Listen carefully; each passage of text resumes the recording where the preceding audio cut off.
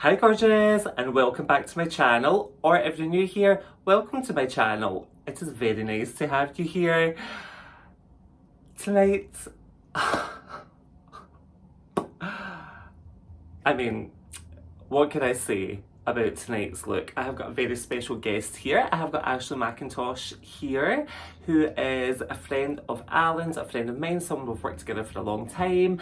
And if you haven't seen her, she is on season 2 of Glow Up, which is available on Netflix now. So go and check her out.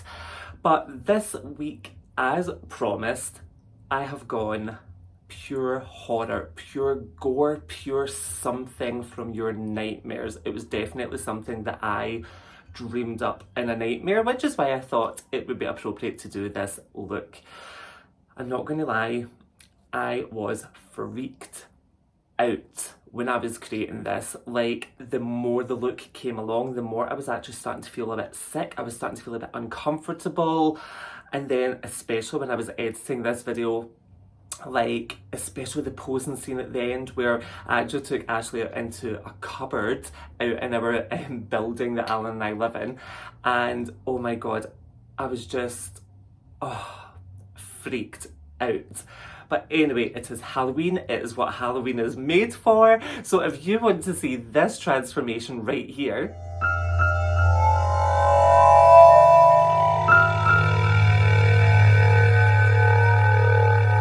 then stay tuned. And of course, if you like this video, then please support me, please help me grow this channel again so I can keep creating tutorials for you guys. So do give me a big thumbs up, hit the subscribe button below, and then hit the bell icon for a notification every time I upload a video. But it is every single Thursday at 7 PM UK time. So yeah, let's just get stuck right in if you're ready. So to start off this creepy look, I am popping a wee wig cap on Ashley. Now this was a cheapie, it was like £5 from Amazon. If you are going to be doing Halloween looks or anything, unless you're going for a bald look where you're wanting to look as if you have a bald head, then yeah, invest a lot of money into a decent wig cap. But if you're just going to be covering or painting over your wig cap, honestly don't spend a lot of money on them. I knew that this one was going to be going in the bin as soon as we'd finished with it, so that's why I didn't mind just getting a wee cheap £5 one. I have cut around Ashley's ears because I do want them to be exposed, so I just cut around them, and then I'm putting a wee bit of the green jewel lash glue, and I'm literally just gluing down the edges around the hairline on either side of her face, kind of around the back of her ear, and then between her brows as well. Did I have to do this? No, because the latex I use later probably would have held it on, but it was just a wee safety net just to make sure that things were as smooth as possible underneath all of the prosthetics that we're going to do.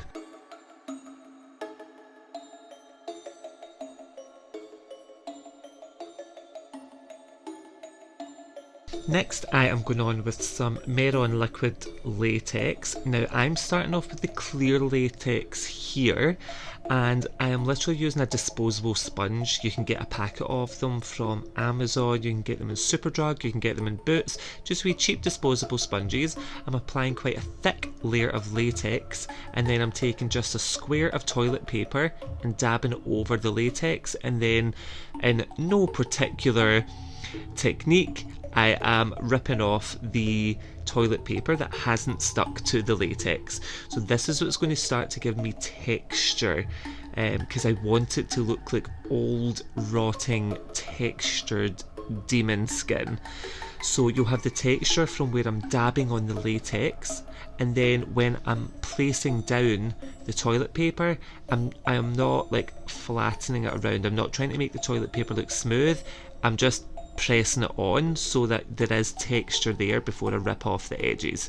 So yeah, I do that literally all over the entire head, cheeks and neck.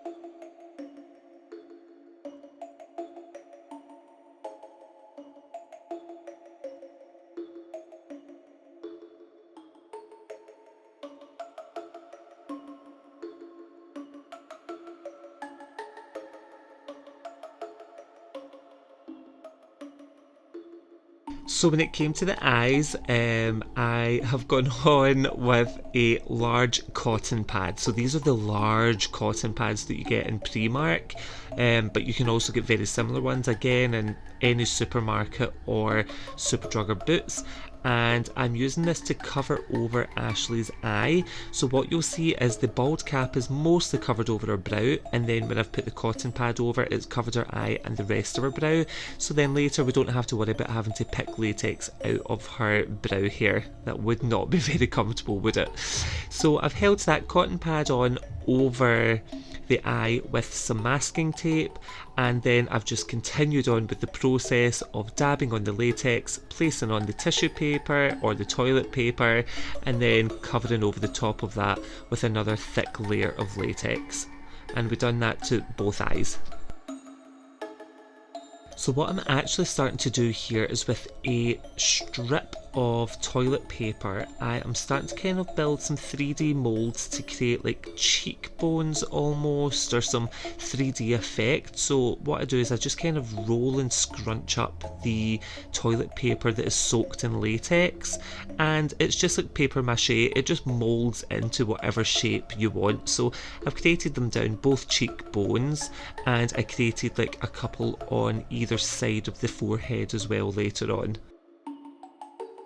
I have then upped the centre of the forehead and the nose. I wanted to build a bit more height, so I applied some latex. This is the same Meron latex, just with a wee bit of colour. I ran out of my other one. So I apply that, then I put on some cotton wool to build some volume, and then I lay some sheets of toilet paper over the top, and then again soak that in latex and mould it with my finger, and it just creates a bit more height in 3D as well. These are all really easy techniques, but that are very effective for you to be able to do at home, whether it's a full look or just a wee part of a look on yourself.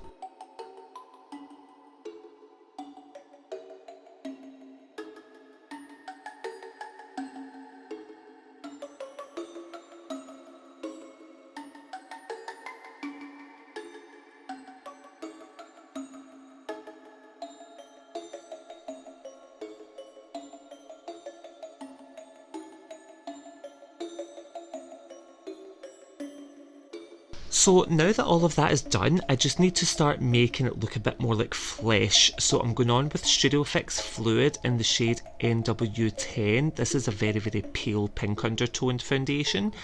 You can use any foundation really to do this, as long it is full coverage and it is a matte oil-free formula. The last thing you want to do is go on with a hydrating or oil-based foundation, because that's just going to start to break down the latex. So I went on with that foundation, and then what I done was I took the Kat Von D Shape and Shade and Light contour palette. Again, you could use any contour powder, but I just dusted over everything with this, and it's just so that the contour shades will grip onto the texture, and as you can see, it almost looks like veins and decaying skin. It gives it the exact texture that I wanted. So next, what I'm starting to do is build some depth in around those 3D parts that I've built. So I'm taking some brown cream paint. This is from Makeup Forever, but you could use any face paint, like you could go on with a brown Snazaroo one if you wanted. So I'm kind of building up underneath the kind of cheekbones that I've built.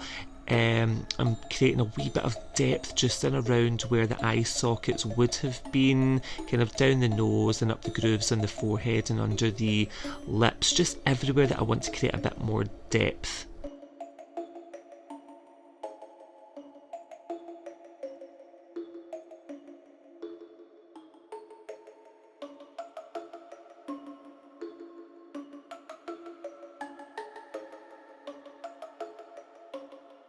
So to continue with the shading, I'm going on with my MAC Cosmetics Art Library palette in Flamboyant, and I'm using the kind of deep purple and mauve tones to just kind of further deepen and contour in the skin and all of those grooves and the eye sockets that we've done.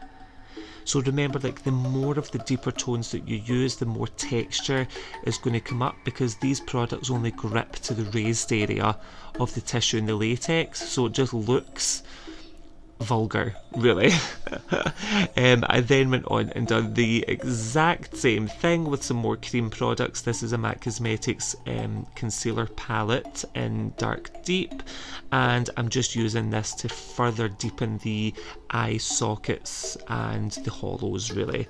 So it's a lot of the same process, just using slightly different products to build up and create the depth that you want.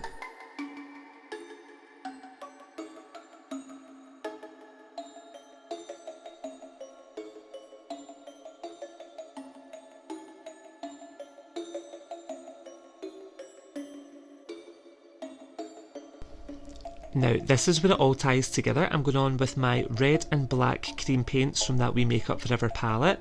And I'm starting to just build this everywhere I want it. So naturally around the mouth, kind of spreading down the neck. And then I want to take a wee bit up the centre of the forehead so that it looks like that 3D groove is kind of sticking out of the skull and through the skin, really.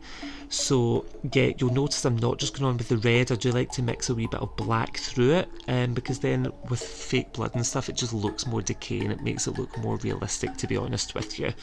I then finished off by putting Makeup Forever fake blood on and some Ben Nye black tooth colour as well. I don't do this on camera, but you are certainly about to see the finished result. Enjoy!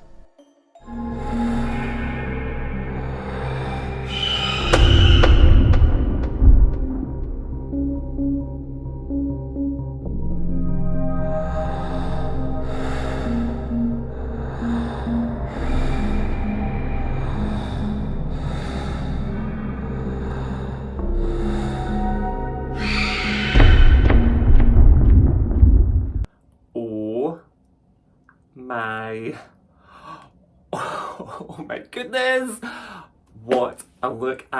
Honestly, I just can't go over this look. Like, it freaks me out. Ooh. Okay, so anyway, if you enjoyed this video, you guys know what to do. Give me a big thumbs up, hit the subscribe button below, and then hit the wee bell icon for a notification every time I upload a new video. But if you do recreate any looks, or even if you just want me to see, I want to see your work, I want to see the looks and the Halloween looks that you're coming up with, so do hit me up on Instagram. It is Marc Sinclair Mua. And yeah, next week is Guy Fawkes night, so we have gone for something a little bit more colourful, a little bit funner. It is all about the eyes, so definitely make sure you check me out next week. But yeah, until then, bye!